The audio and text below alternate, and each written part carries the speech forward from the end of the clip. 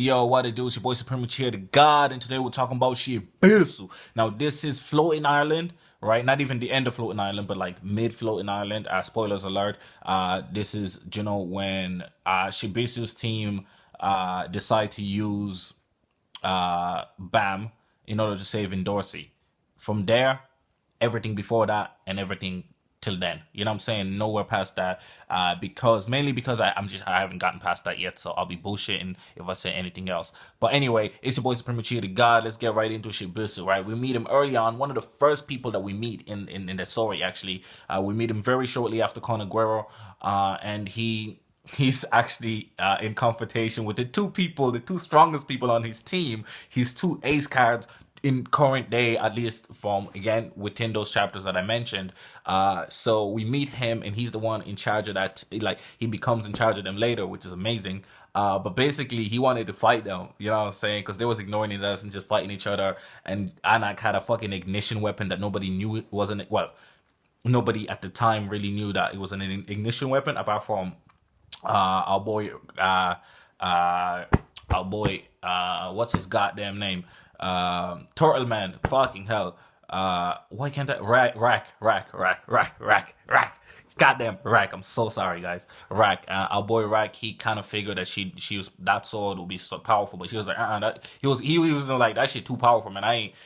I'm scared of that sword, so I'm gonna go look for Bam with the Black Marsh. You know what I'm saying? So, yeah, but basically, Shibisu is an interesting character. He surprisingly got the highest rating in his position during the early chapters, and he didn't know, like, he was thinking, did I coerce somebody? Did I blackmail somebody? Like, how in the fuck do I have such a high rank in this thing when I've done nothing? You know what I mean? I was shocked too, and he was my favorite character early on, so I was extremely shocked. At the moment, my favorite person is Wangman. He's still top three. Him, Wangman, and Konoguero, my three favorite. No, Ran.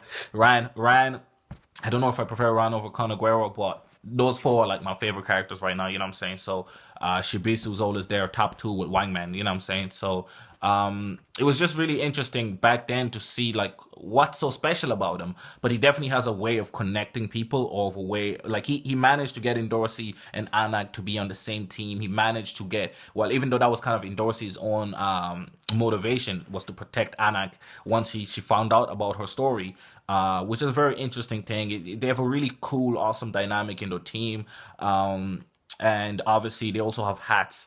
And on top of that, they have motherfucking Leroy, who is just an absolute animal, who might actually be stronger than the two princesses. He might actually be the ace in the hole, but he just never fights. He just does not fight. You know what I'm saying? But Shibusi has that team, bro. Obviously, he needs a team that's extremely OP to be the direct rivals of Team Konoguero, which is, aka Team Bam, which is, Bam the 25th, him goddamn self, Konoguero, he goddamn self one of the 10 families, beast, you know what I'm saying? Then we obviously got our boy Rack, you know what I'm saying? They actually have a very, very small team. It's just really just the four of them, right? You know what I'm saying? It's really just the three of them, actually. That's the team, right?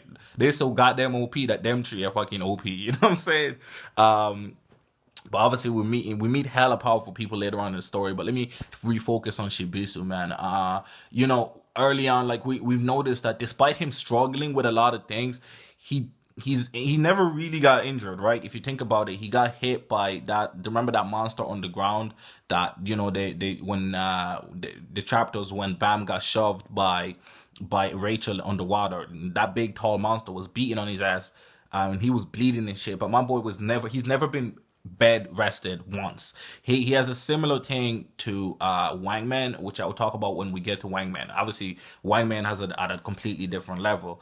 But yeah, so it's really, really interesting how Shibusi has grown as a character. You know what I'm saying? He still has a similar personality, although he's way more serious these days. Since the the place where they create all the weapons and shit. What's that place called? That place. Y'all know what I'm talking about. Where they figure out that Bam is Javal Grace.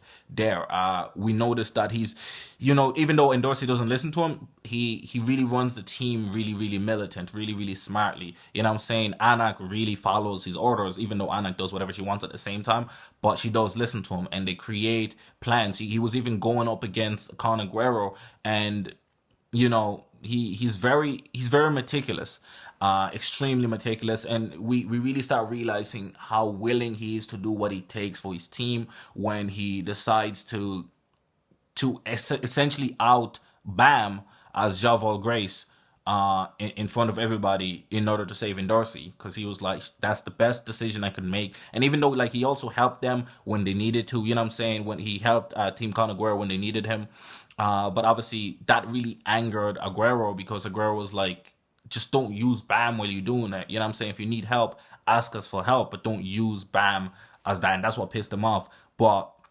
And he understood that, but he was just like, I needed to save my teammate, you know what I'm saying? Which is like ruthless decisions. It's kind of something that you would expect Conor Guerrero to do, trick everybody like he did in the test. And you have to remember that he probably, I feel like he might possibly know that Conor Guerrero made him lose in one of those early tests, you know, they captured the flag, not captured the flag, the cat and mouse chase when they were against Quake, you know what I'm saying? I feel like my man Shibuzi, or Isu as he's being called right now, might have actually understood and knew what Conor Guerrero was doing, and maybe that's why he did what he did.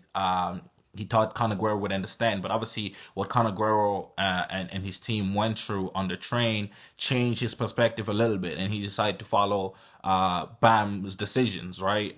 Because he understood that everybody else has been making decisions for Bam his whole life, and maybe it's time for him to start making his own decisions. You know what I'm saying? So that was the interesting thing that we really discovered about Shibusu's character. But his team is super OP, and I'm very, very excited to see how strong he is himself. But we never get to see the man fight.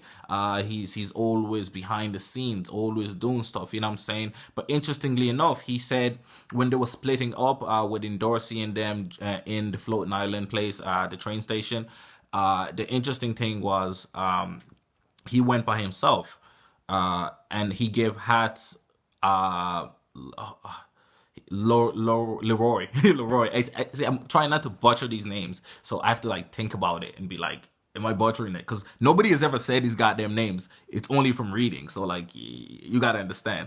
But yeah, so that's really about Shibisu. I know I talked about a lot of other people, but because he's not a main character, it's hard to do a full breakdown about him without talking about the characters involved with him.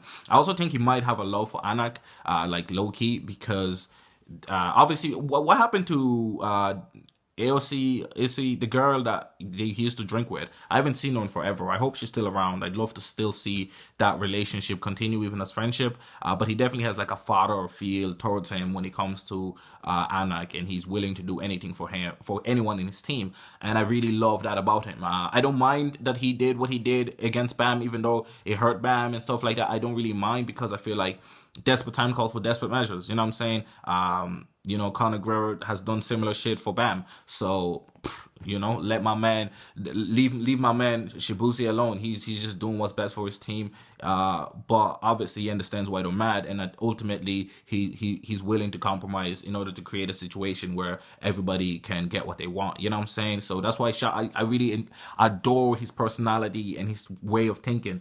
And I like that he understood what he did and why it was wrong, and he feels like he kind of always knew it was, but as the leader of the team, he had to make a decision and do something, and not just wait for Conor Guerrero and wait for other people to come through and then hope for the best. You know what I'm saying? So he had to create a plan in motion and get something moving regardless, no matter what. And I think he made the right decision as a leader. You know what I'm saying? Maybe as a friend, not, but hey, Bam has been selfish. Everybody has been selfish. I think he deserves to be let go for that too. You know what I'm saying? It's been your boy. It's been your boy, Supreme Uchiha the God. And yeah, I'm definitely gonna do a part 2 of this, maybe when I'm at like chapter 400, 500 of season 3 or some shit, when I get more information. I'm gonna do one on Ran, but it's gonna be pretty short because I just like Ran and I just want to talk about Ran. And I'm gonna do one on as many characters as possible. But let me know which characters you want to see first. Maybe somebody like Conor Guerrero and them guys, though, easy to do. Wangman, I gotta do one on him because I love my man Wangman. You know what I'm saying? It's been your boy Supreme Uchiha the God. Make sure to like, leave a comment,